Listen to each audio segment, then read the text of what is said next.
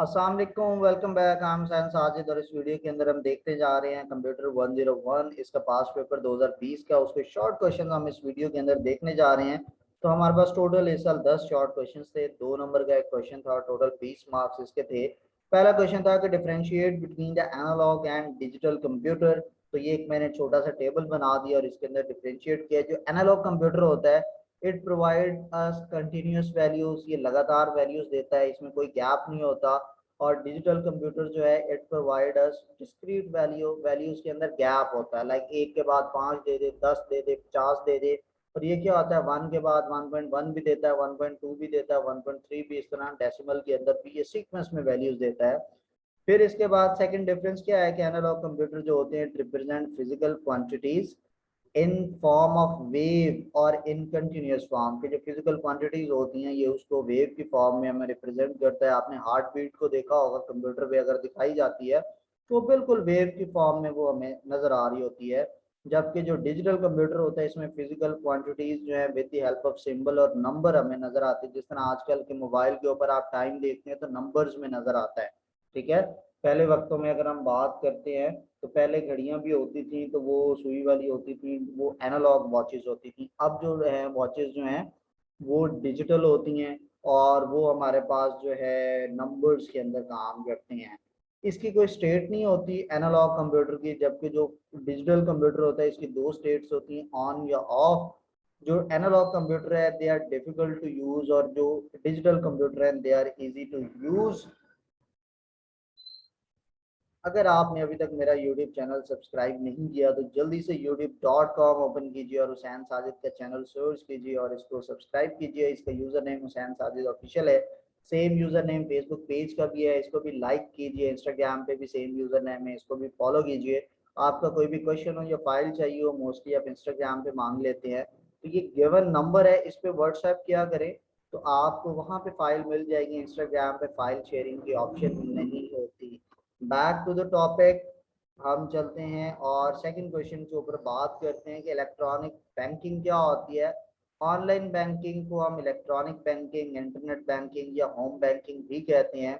ये क्या होता है कि इलेक्ट्रॉनिक पेमेंट सिस्टम है that enable customer of a bank और अदर फाइनेंशियल इंस्टीट्यूशन के, कोई बैंक के कस्टमर या कोई और जो मालियाती इदारा है, फाइनेंशियल इंस्टीट्यूशन है, उसके जो कस्टमर हैं उनको क्या करता है, उनको इस काबिल बनाता है to conduct a range of financial transactions, कि ये फाइनेंशियल पैसे से रिलेटेड ट्रांजैक्शन लेन देन कर सकें through the financial institution website और मोबाइल एप्लीकेशन के। जो भी वो फाइनेंशियल इंस्टीट्यूशन है, मालियाती इदारा है या बैंक है, उसकी वेबसाइट या उसके मोबाइल एप्लीकेशन के थ्रू जो है वो अपने पैसे का लेन देन एक दूसरे के साथ बैठे बिठाए कर सकें घर में ही। इसको आप इलेक्ट्रॉनिक बैंकिंग कहते हैं।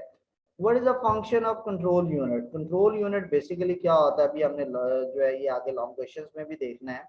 Control unit is the most important component of the CPU. ये सीपीयू का मोस्ट इंपोर्टेंट कंपोनेंट होता है। It control and coordinate the most of the operations in computer and it's different components. ये computer के operation और मुख्तलिफ components को handle कर रहा होता है और ये उसका डिसीजन मेकर बना होता है। पॉइंटिंग डिवाइसेस क्या होती हैं। Pointing device is an input device that is used. Pointing device क्या होती है कि ये इनपुट डिवाइस होती है जिसको हम यूज करते हैं कि हम कंट्रोल कर सकें पॉइंटर यानी कर्सर को। आप स्क्रीन पे मेरा कर्सर देख सकते हैं, मैंने उसका हाइलाइटर ऑन कर लिया है और आप इसका हाइलाइटर मूव करते हुए देख सकते हैं। तो ये जो कर्सर होता है स्क्रीन के ऊपर, जो पॉइंटर होता है, हम इसको स्क्रीन के ऊपर कंट्रोल करते हैं पॉइंटिंग डिवाइसेस के through and give the command to the computer. और इस कर्सर के थ्रू हम कंप्यूटर को, इस पॉइंटिंग डिवाइस के थ्रू हम कंप्यूटर को कमांड भी देते हैं। अब pointer represent the small symbol on the screen. आप ये देख सकते हैं मेरा जो पॉइंटर है वो एक एरो है और ये स्क्रीन के ऊपर आपको नजर आ रहा है। It usually appear on the screen in GUI interface, graphical user interface. आपने पढ़ा होगा सॉफ्टवेयर के अंदर दो तरह के इंटरफेस होते हैं, ग्राफिकल यूजर इंटरफेस और कमांड लाइन इंटरफेस। तो ये ग्राफिकल यूजर इंटरफेस में पॉइंटिंग डिवाइसेस होती हैं, कमांड लाइन में नहीं होती। नेक्स्ट क्वेश्चन है हमारे पास, differentiate between main memory and secondary memory. Main memory refers to the physical memory that is the internal memory to the computer. ये जो कंप्यूटर की अंदरूनी मेमोरी होती है, इंटरनल मेमोरी होती है फिजिकल, उसको आप मेन मेमोरी कहते हैं। The word main is used to distinguish it from the external storage. ठीक है। डिवाइसेस लाइक हार्ड डिस्क या डिस्क ड्राइव जो एक्सटर्नल स्टोरेज डिवाइसेस होती हैं, उससे हम उसको फ़र्क ज़ाहिर करने के लिए, उससे डिफरेंट शो करने के लिए हम इसमें मेन का वर्ड यूज़ करते हैं। और मेन मेमोरी क्या होती है, रैम जो कंप्यूटर में इस्तेमाल होती है उसे हम मेन मेमोरी का नाम देते हैं। सेकेंडरी मेमोरी कंप्यूटर की जो होती है ये नॉन वोलेटाइल होती है एंड परसिस्टेंट इन नेचर, मतलब लगातार होती है, और is not directly accessed by the computer और प्रोसेसर। कंप्यूटर या प्रोसेसर डायरेक्टली आपका मेन मेमोरी को एक्सेस नहीं कर रहा होता। It allow the user to store data that may be instantly and easily retrieved or transported and used by the application and services। कि ये मेन जो सेकेंडरी मेमोरी है ये यूजर को अलाउ करती है वो डेटा को कंप्यूटर में स्टोर कर सके। कौन सा डेटा, जिसको जब चाहे वो फॉरन इंस्टेंटली उसको रिट्रीव यानी एक्सेस कर सके आसानी के साथ, और उसको ट्रांसपोर्ट कर सके, एक जगह से दूसरी जगह मूव कर सके, या किसी सर्विस या एप्लीकेशन यानी सॉफ्टवेयर में उसको यूज कर सके। सेकेंडरी मेमोरी को आप सेकेंडरी स्टोरेज भी कहते हो। छठा क्वेश्चन था define data communication, process of transferring data from one location to another in a networking environment is called a data communication. आपने एक नेटवर्क बनाया हुआ है जिसके अंदर कंप्यूटर जो हैं वो डेटा इंफॉर्मेशन एक दूसरे के साथ शेयर करने के लिए एक दूसरे के साथ कनेक्टेड हैं। तो वो जो कनेक्टेड कंप्यूटर्स होंगे उसके अंदर जो डेटा का प्रोसेस होगा एक लोकेशन से, मतलब एक लोकेशन का मतलब एक कंप्यूटर या एक इलेक्ट्रॉनिक डिवाइस। तो एक इलेक्ट्रॉनिक डिवाइस या एक कंप्यूटर से दूसरे कंप्यूटर तक जो डेटा ट्रांसफर करने का प्रोसेस जो मैकेनिज्म होगा उसे डेटा कम्युनिकेशन कहते हैं। Differentiate between system and application software, तो सिस्टम सॉफ्टवेयर एक जनरल पर्पस सॉफ्टवेयर होता है और एप्लीकेशन सॉफ्टवेयर स्पेशल पर्पस होता है, specific purpose. The system software is used to manage computer resources, ये कंप्यूटर के रिसोर्सेज को यूज करने के लिए इस्तेमाल किया जाता है। जबकि application software is used to solve a particular problem, ये खास किस्म की प्रॉब्लम को सॉल्व करने के लिए यूज होता है। System software execute all the time in computer, जबकि जो application software execute as and when required, कि जब ज़रूरत होती है तभी एप्लीकेशन सॉफ्टवेयर हम ऑन करते हैं, ओपन करते हैं, और ज़रूरत के बाद उसको बंद कर देते हैं, जबकि सिस्टम सॉफ्टवेयर थ्रू आउट चलता रहता है जब कंप्यूटर ऑन ऑफ होने तक। फीचर्स आपने लिखने हैं पावर पॉइंट के, तो मैंने काफ़ी ज़्यादा लिख दिए, आप इनमें से कोई से भी दो लिख सकते हैं। कि कस्टमाइज कलर स्कीम्स आप ये भी कर सकते हैं, ऐड एनिमेशन, आप इसमें स्लाइड यूज कर सकते हैं, notes and hand outs, create edit and import charts आप कर सकते हैं। इसके अलावा आप एडिट टेबल कर सकते हैं, क्रिएट कर सकते हैं, हाइपर लिंक्स आप मैनेज कर सकते हैं। हाइपर लिंक्स किसको कहते हैं, कि जो दो चीज़ें एक दूसरे के साथ कनेक्टेड होती हैं, कि एक पे क्लिक करते हैं तो दूसरे पे हम चले जाते हैं, इसको हाइपर लिंक कहते हैं।